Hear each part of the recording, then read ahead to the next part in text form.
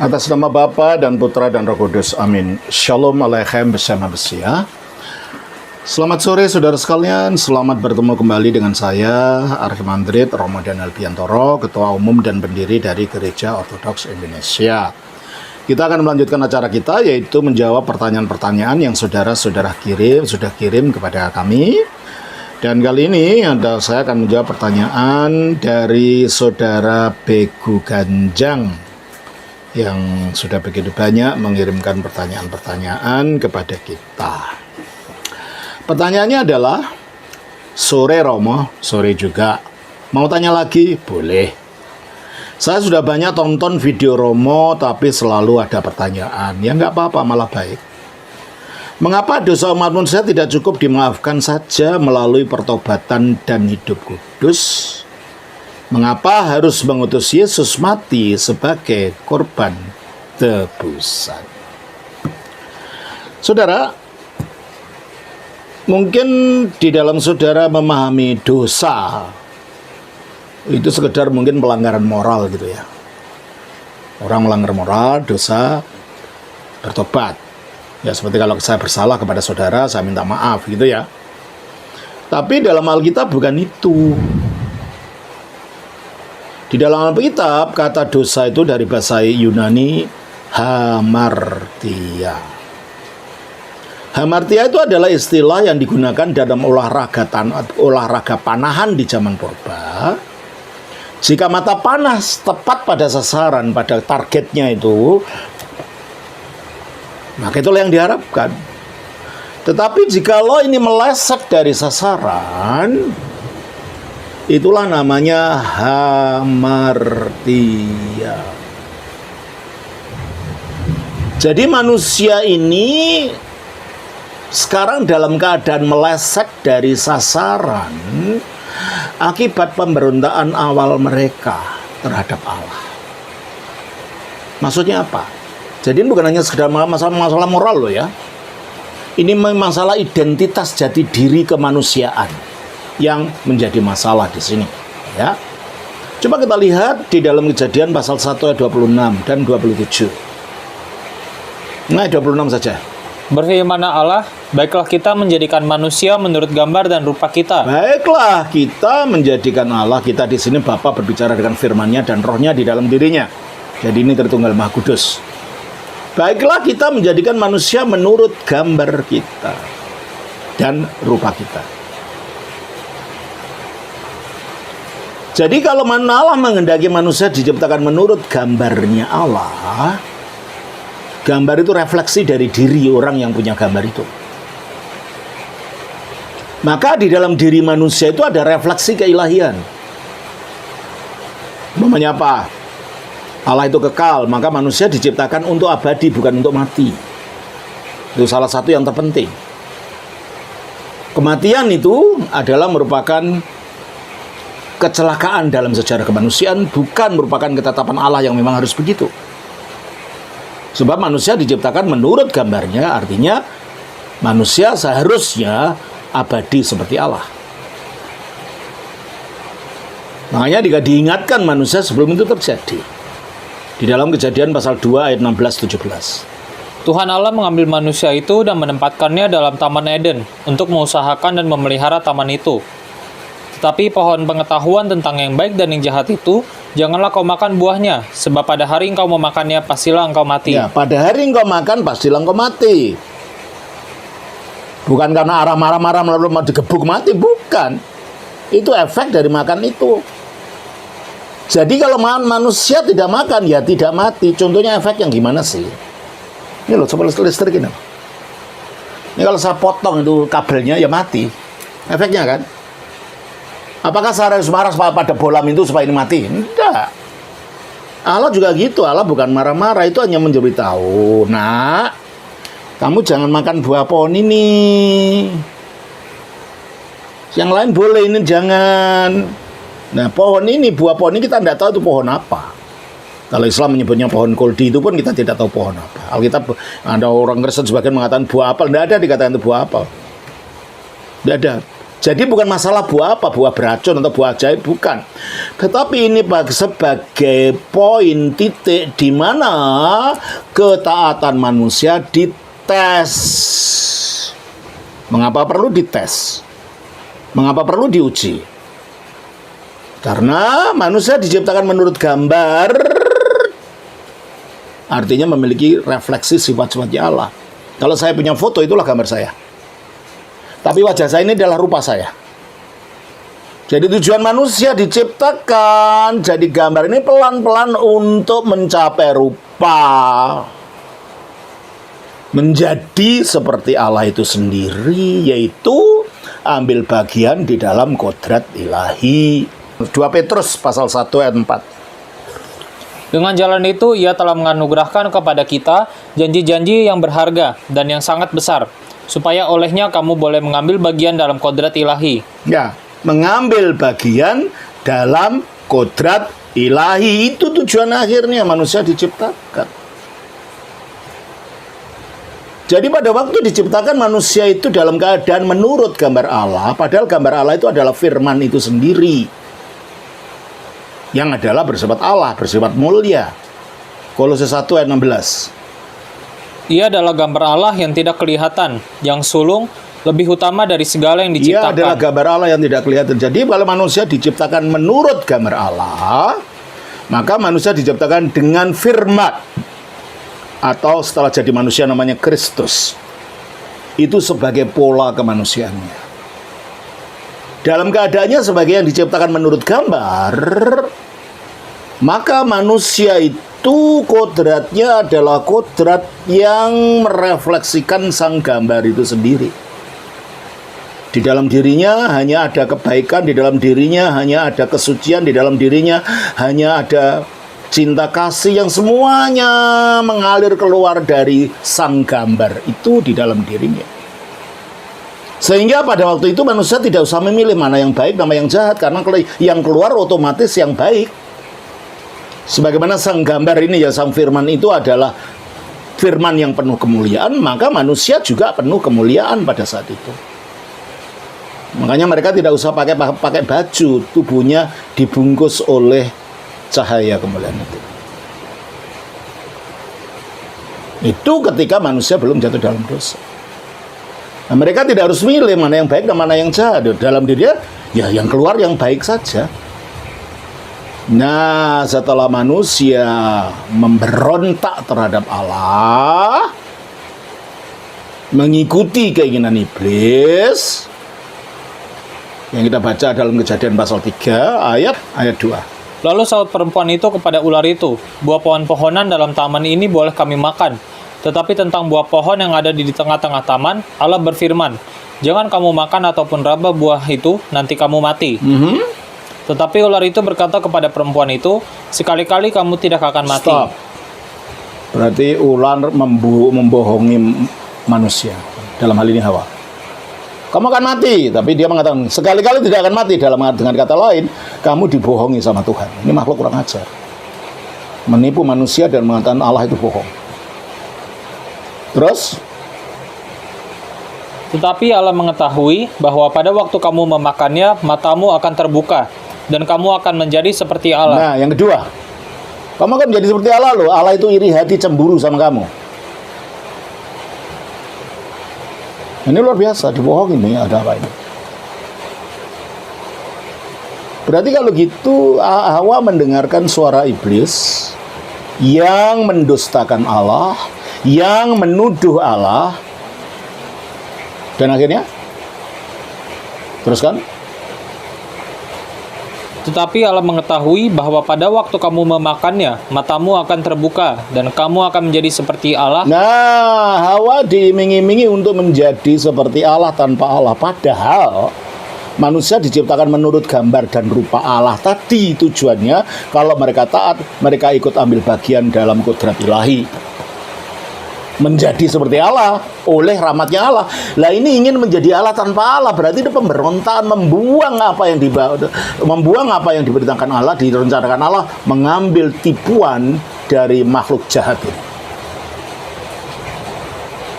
Akibatnya terus tahu tentang yang baik dan yang jahat. Tadinya hanya tahu baik saja. Sekarang akhirnya karena terputus dari Allah, tidak lagi gambar Allah itu berefleksi dalam dirinya, maka di situ muncul benih-benih jahat, sehingga kalau mau memilih harus memilih mana yang baik, mana yang jahat. Tadinya hanya baik saja.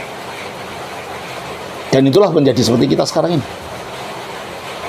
Jadi kalau begitu dalam diri manusia terjadi kerusakan luar biasa ini, itu loh. Bukan hanya pelanggaran moral, tetapi kerusakan yang terjadi di dalam dirinya akibat memutuskan untuk mendengarkan suaranya iblis. Terus perempuan itu melihat bahwa buah pohon itu baik untuk sudah dimakan. kena dia. Kena dalam pikirannya. Melihat bahwa Buah pohon itu baik untuk dimakan dan sedap kelihatannya. maka Lagi pula pohon itu menarik hati karena memberi pengertian. Lalu ia mengambil dari buahnya dan dimakannya dan diberikannya juga kepada suaminya yang bersama-sama. pemberontakan terjadi, berarti manusia mulai terputus dari Allah. Kok tidak langsung mati, Romo? Sudah terjadi kematian tapi tidak kelihatan, tapi kematian dalam roh yang efeknya akhirnya kematian dalam tubuh. Karena matinya roh itu bukan lenyapnya roh. Karena roh itu terbuat dari energi ilahi yang tidak bisa mati, tidak bisa musnah. Tetapi energi ilahi yang menjadi rohnya manusia yang tadinya mensuplai kehidupan di dalam hidup ini tak mampu lagi mempunyai kemampuan untuk mensuplai kehidupan, sehingga tubuh ini makin lama makin tua, makin lapuk, makin rusak dan akhirnya binasa. Dan itulah yang dikatakan di dalam Kejadian pasal 3 ayat yang ke-19. Dengan berpeluh engkau akan mencari makananmu, sampai engkau kembali lagi menjadi tanah, karena dari situlah engkau diambil. Sebab engkau debu dan engkau akan kembali menjadi debu. Tadinya engkau debu dengan dihembusi nafas hidup, kamu maksudnya untuk menjadi mencapai derajat rupa Allah. Tapi sekarang karena melanggar, engkau debu kembali menjadi debu, menukik, hancur dirinya manusia. Hubungannya dengan Allah terputus, kehidupan kekal yang di dalam dirinya hilang, dan akhirnya dia di bawah kuasa kejahatan dalam dirinya, sehingga manusia terjual di bawah dosa. Dan terputusnya Allah dan manusia digambarkan dengan diusirnya keluar dari Taman Eden. Kita baca dalam Kejadian 3:24. Ia menghalau manusia itu, dan di sebelah timur Taman Eden ditempatkannya beberapa kerub dengan pedang yang bernyala-nyala dan menyambar-nyambar untuk menjaga jalan ke pohon kehidupan. Ya, jadi manusia diusir keluar, itu lambang manusia sudah putus dari kehidupan dengan Allah, tidak memiliki kehidupan yang nyala lagi, dan dalam dirinya sudah muncullah itu pengetahuan yang jahat yang tadinya tidak ada. Tadinya dalam dirinya hanya yang baik saja. Jadi manusia menjadi jatuh rusak porak-poranda dalam jati dirinya yang terdalam. Oleh karena itu Allah mengusir mereka keluar agar manusia tidak mengambil buah kehidupan. Mengapa? Kalau dia yang mengambil buah kehidupan dalam keadaan sudah rusak begini, maka rusaknya jadi rusak kekal. Jahatnya jadi jahat kekal. Binasanya binasa kekal. Lalu bedanya dengan iblis apa? Oleh karena itu dilarangnya manusia untuk masuk lagi ke dalam Taman Eden untuk mengambil buah kehidupan ini adalah merupakan kasih karunia Allah mencegah dia supaya dia tidak menjadi makhluk yang jahat kekal, makhluk yang rusak, hancur, binasa kekal, tetapi makhluk yang nanti ada kesempatan untuk bertobat. Itu saudara. Jadi Allah melarang mereka masuk itu bukan karena dia marah, enggak. Tapi justru karena belas kasihan. Jangan sampai kamu menjadi kekal dalam keadaan terjatuh itu, maksudnya gitu. Jangan sampai kamu tidak bisa mati dalam keadaan kamu seperti itu. Kamu jadi seperti iblis, tidak bedanya dengan iblis. Maka diizinkan supaya kematian itu menghentikan dia berbuat dosa, sehingga kematian itu memberikan kesempatan ke manusia untuk bertobat, gitu loh. Nah itulah sebabnya saudara Bego Ganjang, mungkin saudara melihatnya dari kacamata pemikiran barat ya, bukan pemikiran gereja timur gitu ya. Ini ya, Saya sudah banyak contoh. Mengapa dosa umat manusia tidak cukup dimaafkan? Ya bagaimana? Orang rusak kok dimaafkan? Rusak itu harus dibetulin gitu kan? Kodratnya itu sudah rusak, maka perlu pembetulan. Sudah meleset. Meleset apa? Sudah tidak lagi di surga bersama Allah. Tidak lagi memiliki kehidupan ilahi dalam dirinya. Sudah tidak bisa kekal karena dia akan mati. Lebih mudah berbuat dosa daripada berbuat kebaikan. Kan rusak dari dalam. Cukup tak hanya diampuni? Tidak, harus dibenahi. Nah, cara membenahinya apa? Mengapa dosa umat manusia tidak cukup dimaafkan saja untuk melalui pertobatan dan hidup kudus? Mengapa harus mengutus Yesus mati sebagai korban tebusan? Justru untuk membenahi inilah Yesus turun. Karena apa? Karena manusia sekarang berada di bawah cengkeraman kematian. Upah dosa adalah maut. Dan kematian itu mulainya kematian dalam rohnya. Sehingga kalau orang mati belum dipulihkan rohnya dalam kehidupan, dia tidak bisa kembali kepada Allah yang adalah hidup itu. Coba kita baca di dalam Efesus pasal 2 ayat 1. Kamu dahulu sudah mati karena pelanggaran. Dahulu, kata Paulus kepada orang Efesus. Berarti orang Efesus itu orang hidup, tapi dahulunya udah mati, masih hidup. Mati apa? Mati rohani. Mati rohani artinya rohnya tidak lagi mampu memberikan, mensuplai kehidupan dalam tubuh sehingga hidupnya tubuh kekal, itu maksudnya. Nah, bagaimana hanya diampuni saja terus bisa memulihkan itu? Tidak mungkin kan? Onderdilnya harus dibetulin. Ya toh? Perangkat-perangkat kemanusiaannya harus dibetulin. Padahal perangkat kemanusiaan itu oleh hamartia meleset, kehilangan hidup kekal sehingga dibawa kematian, kehilangan kekudusan sehingga terjual di bawah dosa. Coba kita baca di dalam Roma pasal yang ke-7 ayat 14. Sebab kita tahu bahwa hukum Taurat adalah rohani, tetapi aku bersifat daging, terjual di bawah kuasa dosa. Terjual di bawah kuasa dosa itu artinya apa? Artinya ayat yang ke-18 sampai 20.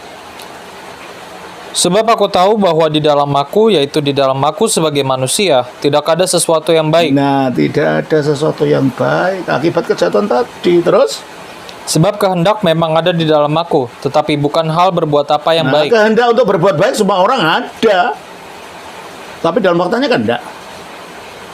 Maunya kita tuh damai-damai dengan orang, tapi apakah kita selalu bisa damai? Enggak kan? Maunya hidup kudus, nyatanya banyak pelanggaran gitu kan. Kehendak memang ada, tetapi bukan dalam hal berbuat baik. Terus? Sebab bukan apa yang aku kehendaki, yaitu yang baik yang aku perbuat, melainkan apa yang tidak aku kehendaki, yaitu yang jahat yang aku perbuat. Jadi jika aku berbuat apa yang tidak aku kehendaki, maka bukan lagi aku yang memperbuatnya, tetapi dosa yang diam di dalam aku. Muncullah kekuatan baru yang namanya dosa, yang menimbulkan dosa-dosa dan pelanggaran-pelanggaran dalam wujud perbuatan yang tidak berkenan kepada Allah. Itu yang terjadi akibat kejatuhan itu. Oleh karena itu tidak cukup hanya dimaafkan, harus dibenahi. Ya, orang Jawa bilang didandani gitu loh. Dibetulkan gitu, dikasih betul gitu kan. Karena dalam diri kita ada kekuatan namanya dosa ini yang membuat kita lebih tunduk kepada keinginan daging daripada keinginan Roh Kudus yang dikatakan di dalam Roma pasal 8 ayat 6 dan 7. Karena keinginan daging adalah maut, tetapi keinginan roh adalah hidup dan damai sejahtera. Terus? Sebab keinginan daging adalah perseteruan terhadap Allah, karena ia tidak takluk kepada hukum Allah. Ini penyebabnya. Gimana kita mau hidup kudus? Kalau kodrat kita menjadi kodrat seperti itu. Kodrat yang memusuhi Allah, yang tidak takluk kepada Allah. Kolose 1 ayat 21. Juga kamu yang dahulu hidup jauh dari Allah dan yang memusuhinya dalam hati dan pikiran. Nah, kita ini dalam keadaan memusuhi Allah, bukan Allah memusuhi kita. Kalau Allah tidak pernah memusuhi siapapun. Kita yang memusuhi Allah dengan jalan. Buktinya apa? Teruskan. Seperti yang nyata dari perbuatanmu yang jahat. Nah, perbuatan kita yang jahat itu memusuhi Allah karena bertentangan dengan hukumnya. Jadi kita ini dalam permusuhan dengan Allah harus didamaikan dulu. Dan permusuhan terjadi karena ada kedagingan. Kedagingan ada kekuatan dosa akibat kejatuhan tadi. Ini yang harus dibenahi. Itulah perlunya penebusan. Tidak cukup hanya diampuni. Nah, karena yang menjadikan manusia itu Allah melalui firman-Nya, segala sesuatu dijadikan oleh Dia, tanpa Dia tidak ada satupun yang telah jadi dari segala yang dijadikan di dalam Yohanes 1 ayat 3. Maka jikalau ciptaan yang diciptakan oleh Allah melalui firman-Nya itu mengalami kerusakan seperti kita akibat hamartia tadi, yang dapat membenahi adalah firman yang sama itu. Itulah sebabnya firman itu turun menjadi manusia. Mengapa? Karena kerusakan itu ada dalam tubuhnya manusia. Maka firman itu mengambil tubuh daging, sehingga kerusakan-kerusakan kemanusiaan itu dibenahi dari dalam, dihancurkan yang merusakkan itu dari dalam, karena dia ada di dalam tubuh tadi. Melalui apa? Penyalipannya. Dengan itu dia mengalahkan dosa karena ketaatan, karena dosa itu intinya tidak taat, dan di atas salib dia itu taat. Coba kita baca dalam Filipi 2 ayat 8. Dan dalam keadaan sebagai manusia, ia telah merendahkan dirinya dan taat sampai mati, bahkan sampai mati di kayu salib. Nah, jadi matinya di kayu salib itu wujud ketaatan. Yang taat itu firman. Ketidaktaatan dilawan oleh ketaatan, maka ketidaktaatan dikalahkan, maka dosa dikalahkan oleh penyaliban Kristus. Oleh kematian, oleh penguburannya, dia mengalahkan iblis. Kita baca dari Ibrani 2 ayat 14. Karena anak-anak itu adalah anak-anak dari darah dan daging, maka ia juga menjadi sama dengan mereka. Ya, karena anak-anak dari darah dan daging, maksudnya manusia yang dari darah dan daging, maka firman Allah itu menjadi sama dengan manusia. Terus? Dan mendapat bagian dalam keadaan mereka. Berarti di bahasa kita sering mengatakan 100% manusia. Supaya apa? Terus kan? Supaya oleh kematiannya. Nah, sebab kalau firman wujudnya wujud roh. Hanya teriak-teriak dari surga, "Hei, kamu selamat." Maka apa yang akan kita baca lagi tidak terjadi. Dia harus betul-betul jadi manusia supaya bisa mati. Mengapa dia mati? Terus? Supaya oleh kematiannya ia memusnahkan dia, yaitu iblis yang berkuasa atas maut. Ia memusnahkan dia, yaitu iblis yang berkuasa atas maut. Jadi sejak kejatuhan Adam dan Hawa, semua orang mati di luar Kristus itu berada di bawah cengkeraman iblis. Iblis berkuasa atas maut dan tidak ada satupun yang dapat melepaskan itu. Makanya manusia harus direbut dengan jalan iblis itu secara realistis dikalahkan dengan Kristus masuk ke dalamnya, dan Kristus jauh lebih berkuasa daripada iblis ini. Terbukti akhirnya kuasa iblis dikalahkan dengan jalan Kristus bangkit dari mati. Kristus masuk seolah-olah dia kalahkan dengan iblis, tapi bangkit hari ketiga, dan iblis tidak bisa menarik Kristus masuk ke dalam kuburan lagi supaya tetap mati, menunjukkan iblis tidak berkuasa atas Kristus. Berarti iblis dikalahkan oleh Kristus, dan dengan demikian manusia yang dicengkram oleh iblis itu dilepaskan oleh Kristus melalui penguburannya ini, penebusannya itu, sehingga dikatakan Kolose 1 ayat 13. Ia telah melepaskan kita dari kuasa kegelapan dan memindahkan kita ke dalam kerajaan anaknya yang itu kekasih. akibatnya. Dan bukan hanya itu saja. Karena pada akhirnya yang membuat kita terpisah dari Allah adalah kematian rohani yang akhirnya nampak manifestasinya dalam kematian tubuh. Maka kematian tubuh harus dikalahkan juga. Dengan jalan apa? Dengan jalan dia bangkit. Roma pasal 6 ayat 9. Karena kita tahu bahwa Kristus sesudah ia bangkit dari antara orang mati, tidak mati lagi, maut tidak berkuasa lagi atas dia. Ya, maut tidak berkuasa lagi atas dia, berarti maut dikalahkan. Berarti melalui penyalipannya Kristus mengalahkan dosa, melalui penguburnya dia mengalahkan iblis, melalui penyalipannya, kebangkitannya dia mengalahkan kematian, sehingga iblis, dosa, dan maut yang merupakan inti dari kerusakan akibat hamartia tadi sudah disingkirkan, sudah dibenahi kembali, supaya manusia bisa kembali menyatu dengan Allah kalau beriman kepada Kristus yang telah melakukan semuanya ini. Nah, barulah di situ saudara setelah dibenahi dulu, ketika dia sudah dibaptiskan, beriman kepada Kristus, lalu dalam hidupnya mengalami kejatuhan, berdosa, baru di situ caranya bertobat, minta pengampunan, hidup kudus. Tapi sebelumnya ya tidak bisa. Dibetulin dulu, baru dapat melakukan semuanya ini. Dibenahi dulu, diluruskan dulu yang rusak ini, baru akan dapat hidup kudus. Gimana hidup kudus kalau dirinya itu ada energi dosa tadi? Di mana hidup kudus kalau dia ada di bawah, dia terjual di bawah kutuk dosa tadi, hukum dosa tadi. Maka perlu dibenahi dulu.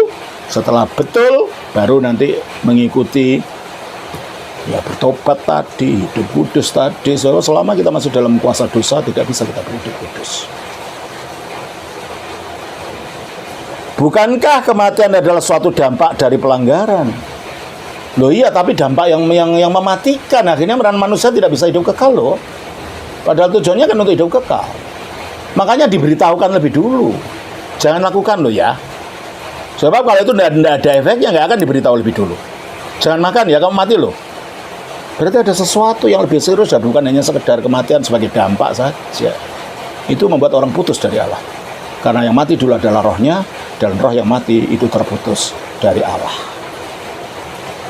Ya, saya kira itu saja untuk jawaban ini. Masih banyak pertanyaan saudara, nanti akan saya lanjutkan jawaban-jawabannya. Terima kasih, Tuhan berkati. Shalom. Atas nama Bapa, Putra, Roh Kudus. Amin.